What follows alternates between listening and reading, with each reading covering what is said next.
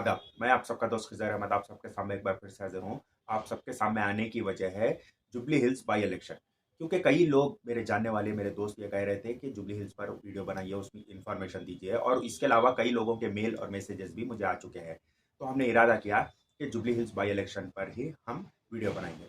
तो सब में पहले पब्लिक का जो डाउट है वो कांग्रेस से टिकट किसी को मिलेगा, क्योंकि कई लोग कांग्रेस से दावेदार आके ठहर गए हैं, जैसे कि फ़हीम कुरैशी, फिरोज़ खान, रोहन रेड्डी, अजहरुद्दीन तो पहले से के थे। और इसके अलावा ये भी सुनने में आया है कि दानम नागेंद्र ने भी वहाँ की टिकट मांगी है। रियल है या नहीं है नहीं मालूम है, लेकिन सुनने में आया है कि दानम नागेंद्र ने भी जुबली हिल्स की टिकट मांगी। तो अब इस हिसाब से एक बात दो, अजहरुद्दीन वहां से ठहरना चाह रहे जिधर तलक ख्याल है, तो उसके उसके अजहरुद्दीन के सामने रेवंत रेड्डी की या किसी की नहीं चलेगी, क्योंकि अजहरुद्दीन रेवंत रेड्डी से ज़्यादा सीनियर है, राहुल गांधी से ज़्यादा सीनियर है। राहुल गांधी खुद अजहरुद्दीन को एक अपना सीनियर मानते हैं।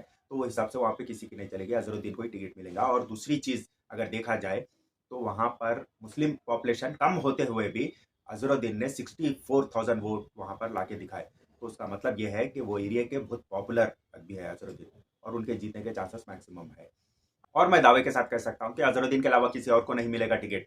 मैं सोशल मीडिया पे देख रहा हूँ कि कई लोग फॉलोअर्स अपने अपने कैंडिडेट को ये कह रहे हैं कि इन्हें टिकट मिलने वाला है और ये आसानी से जीत जाएगा, ऐसे तरीके की बातें सोशल मीडिया पे आ रहे हैं। और इसके अलावा दूसरे पार्टियों की भी हैरानी की बात है, सलमान HYC, इनकी ये बात सुना था मैं, और ये कह रहे हैं कि मैं जुबली हिल्स से ठहरूंगा और बहुत आसानी से जीत जाऊंगा। सलमान को मैं पहचानता हूँ, क्योंकि एनआरसी के दौरान जब हम अजीजिया मस्जिद मेहदीपट्टनम में प्रोटेस्ट कर रहे थे, तो वहाँ पर आके सलमान हमारे साथ जुड़ा था।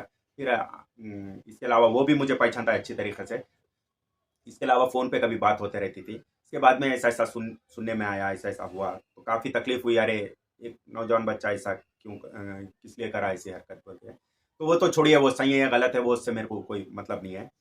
अगर सलमान इलेक्शन में ठहरेगा तो वो जिंदगी की उसकी सब में बड़ी गलती होगी, क्योंकि अगर वहां से सलमान इलेक्शन में ठहरेगा तो 5-6 हज़ार से ज्यादा वोट नहीं ला सकेगा। 5 हज़ार बहुत बोल दिया मैं, 5 हज़ार तो नहीं, 5 हज़ार के अंदर ही वो वोट ला सकेगा। बहुत मेहनत करने के बाद, बहुत पैसा खर्चा करने के बाद, बहुत कोशिश करने के बाद उन्हें 5 हज़ार के आसपास वोट ला सकेगा, या फिर फाइनल बहुत ज्यादा कोशिश करने के बाद 6 हज़ार, उससे ज्यादा वो वोट ला नहीं सकता। ओके। और एक चीज, सलमान का एक सब में बड़ा प्रॉब्लम शुरू हो जाता जब अगर ये पार्टी में ठहर जाएगा, तो इसको जो फंडिंग आते रहती है ऑर्गेनाइजेशन समझ के, लोग कई जगहों से देते रहते हैं, इंडिया के कोने कोने से देते हैं, इंडिया के बाहर से भी देते हैं, वो सब रुक जाएगा। क्योंकि जब इसे ये एक पॉलिटिशियन के तौर पे देखेंगे, ये इसकी प्रॉब्लम चालू हो जाएगी जब। और ये नहीं समझ के जोश में आके जो है इलेक्शन लड़ने जा रहा है, पैसा अपने पास जो रहता वो खत्म होते रहता। अब ये सोच लिए तुम, सलमान ये सोच लिया कि मेरे पास अब बहुत पैसा है, अब मैं इलेक्शन लड़ूंगा, नहीं, वो खत्म होते जाता दिन ब दिन। और इलेक्शन में तो जो है पैसा पानी के जैसा बहाना पड़ता, ये अंदाजा नहीं है लोगों को। और सलमान की अगर कोई मिसाल देना चाहे तो ऐसा दूंगा, एक आदमी बिना कपड़ों के जो है झाड़ के पीछे ठहरा हुआ है, और वो झाड़ है इलेक्शन। जैसे ही वो इलेक्शन खत्म होगा, वो आदमी जो है बिना कपड़ों के दिख जाएगा, और वो आदमी है सलमान। अगर इस तरीके का ये इलेक्शन लड़ेगा, जैसा ही वो होगा, इस पे जितने भी इल्जाम लगे वो खुल के आ जाएंगे, बिल्कुल बिना कपड़ों के हो जाएगा। क्योंकि पहले भी इन पे बहुत सारे इल्जाम लगे, और जब हमारे साथ अजीजिया मस्जिद ने लोग धरना करते थे, उसके बाद ऐसे कई 2-3 इल्जाम लगे इन पर, ऐसा ऐसा ये फ्रॉड में है। तो मैं परेशान हो गया, और इनके साथ के जो बचपन के दोस्त है और पड़ोसी है, 2-3 जनों को ये फ़ोन करके बोला, अरे ऐसा क्या बात है, ऐसा ऐसा सुनने में आया, क्या ये सही है? मेरे दिल को यकीन नहीं हो रहा था। मैं फ़ोन करके पूछा, ऐसा ऐसा है क्या? बोले तो उनके खुद दोस्त बोले, नहीं नहीं, ये सही में भी सुनने में आया। दिल को बहुत तकलीफ हुई, क्योंकि एक टाइम पे हमारे साथ जब जुड़ता था तो बहुत जोश से जो है एनआरसी के लिए आवाज़ उठाते थे। तो एक आदमी अच्छा, एक सच के लिए आवाज़ उठाने वाला ऐसा है, गलत रास्ते पे चले गया, ज़्यादा लालच में आ गया, बोल के सुनने के बाद अफसोस तो होता, वो चीज़ का अफसोस हुआ मेरे को। उसके बाद उनके कई फ्रॉड सुनने में आए। हालांकि पहली बार जब ये फ्रॉड का किस्सा इन पे लगा था, जब उनके बचपन के दोस्त ने कहा था, फिर भी दिल को यकीन नहीं था। लेकिन बाद में आहिस्ता आहिस्ता कई फ्रॉड सामने आने के बाद ये अंदाजा हो गया, चलो कुछ ना कुछ तो ये बंदे ने क्या होगा जो इस पे इतने इल्ज़ाम लग रहे हैं। बहरहाल मैं तो दुआ करूंगा कि सलमान को नेक तौफीक दे, क्योंकि पहले एक टाइम पे बड़े जोश में हमारे साथ साथ देता था, सलमान रहता था।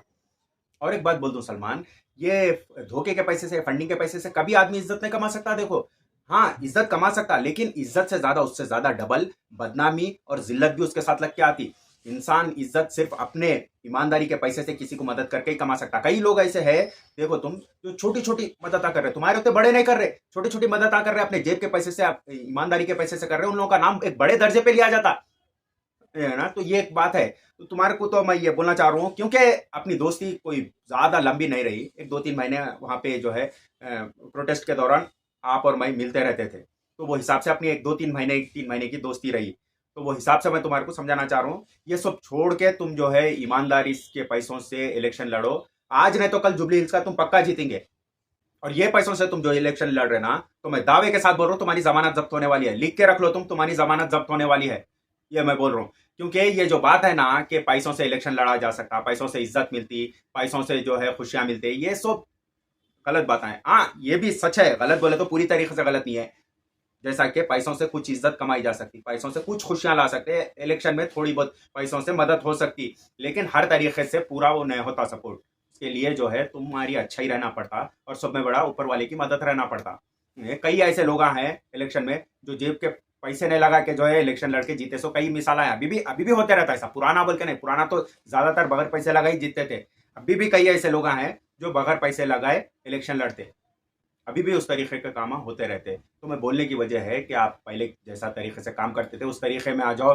पहले जो तरीके से आप धरना वगैरह करते थे करो। क्यों आप ये सोच रहे कि मेरे दुश्मन होते? दुश्मना नहीं, बहुत सारे लोग आपसे नाराज है क्योंकि आपके रवैया चेंज हुआ, आपका ट्रैक चेंज हुआ। आप पहले के उस पर आ जाओ ट्रैक पे, कितने लोग तुम्हारे कुछ चाहने वाले, पसंद करने वाले कितने बढ़ जाते देखिए। समझ रहे ना, आपके 90% चाहने वाले हो जाते, और 10% दुश्मना तो हर किसी के रहते। समझ रहे ना, हर किसी के रहते हो जाते। अब उल्टा है आपको हैदराबाद में, आपको 90% आपसे लोग नफरत कर रहे हैं और 10% आप लोग आपको सपोर्ट कर रहे हैं।